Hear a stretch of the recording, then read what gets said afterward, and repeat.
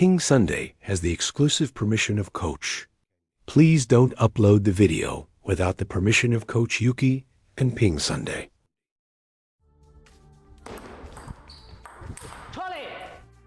Today, I'll teach you how to serve in a match. When facing an aggressive attacker, avoid serving long balls. Focus on serving more short balls within the table.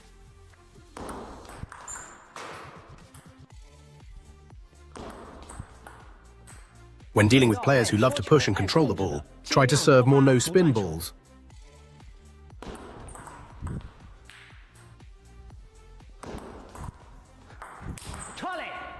If your opponent handles short balls well, try to serve long balls to the baseline.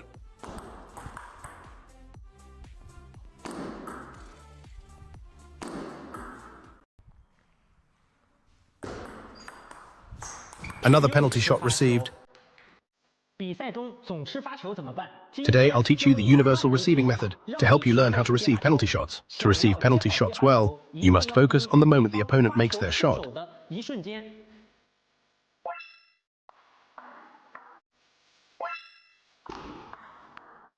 We've already seen the moment the opponent made their shot. Now, we just need to use the same receiving technique.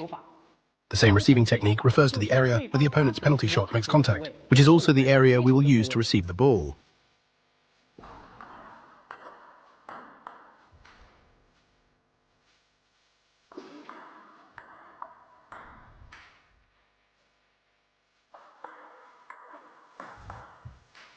Mastering the same receiving techniques will give you an advantage in receiving serves during matches, creating more offensive opportunities.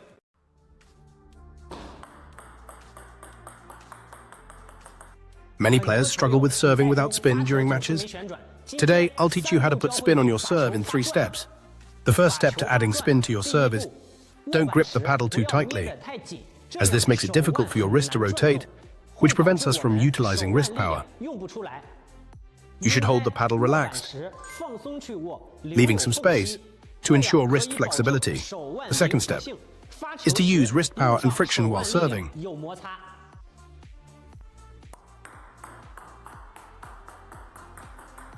Step 2, use your wrist when serving. Many players don't utilize wrist strength in their serves.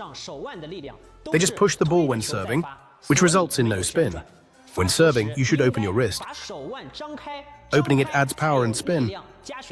So remember to use your wrist when serving. Serve with an open wrist.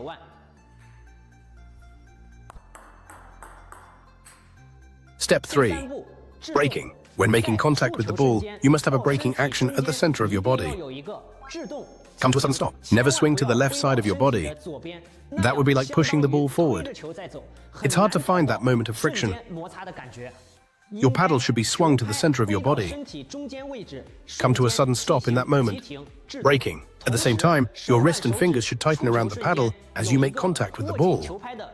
This allows you to feel the friction of the ball and complete the serve.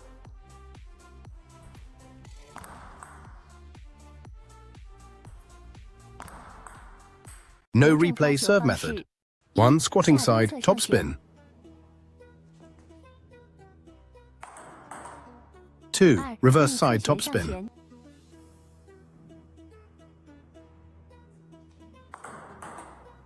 3 side top spin serve.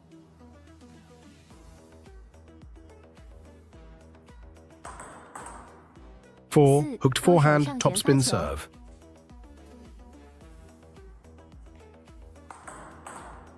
5 backspin serve.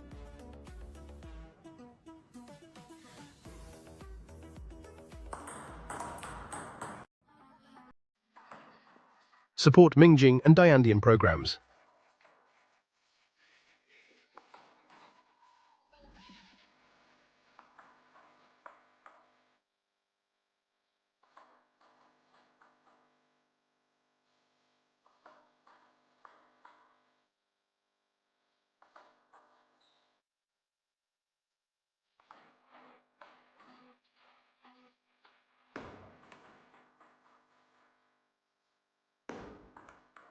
Table tennis footwork practice. When playing, my legs feel weak, so I practice pushing off the ground for transitions.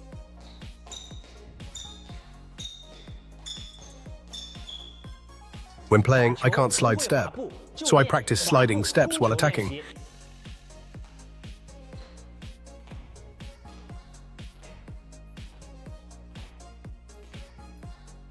When playing, my transitions are slow, so I practice transitioning between forehand and backhand.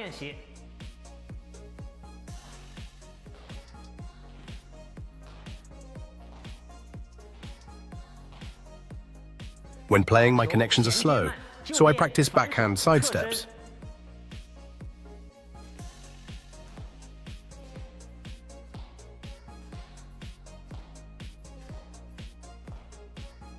For short balls, I can't lift them up. Just practice your footwork and stepping forward.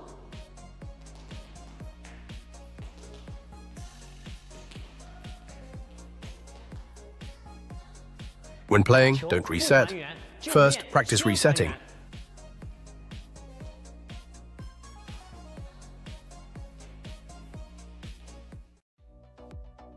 Common mistakes made by beginners. 1. Not rotating the body properly. Coach, rotate the body and step.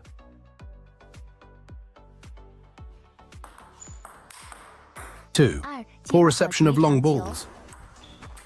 Coach, step in to receive the ball. 3. Not rotating the waist when executing a loop. Coach, use your legs and rotate your waist. 4. Weak backhand serves. Coach, engage your core to initiate the stroke. 5. Loops lack power. Coach, accelerate the forearm. 6. The adjustment is too stiff.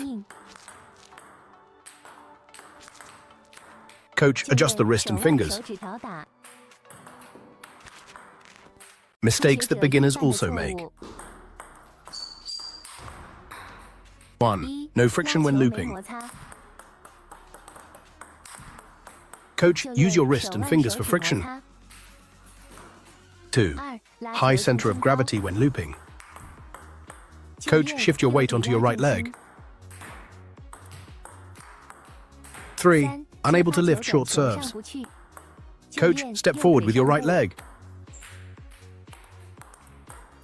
4. Always rushing to hit the ball. Coach, wait for the ball before hitting. 5. Not recovering after the shot. Coach, reset after finishing.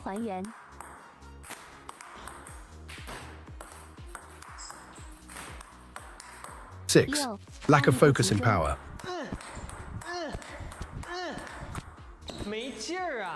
Coach, grip the ball with your fingers.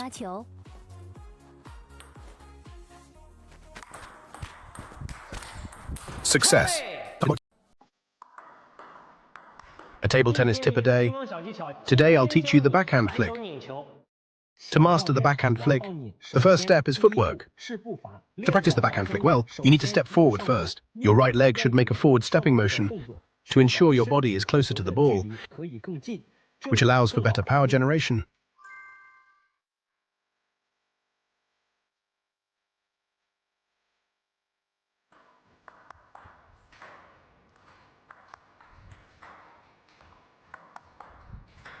As you step forward, you should also lift your elbow. This way, the forearm and wrist can ensure a full backswing and generate power. You need to hit the ball on the way down. At the moment of impact, the forearm should swing forward and upward. Use your wrist to generate power when hitting the ball. The wrist and fingers should draw a half circle from the inside out to generate force. At the moment of impact, you need to decelerate to complete the backhand twist. Points to note.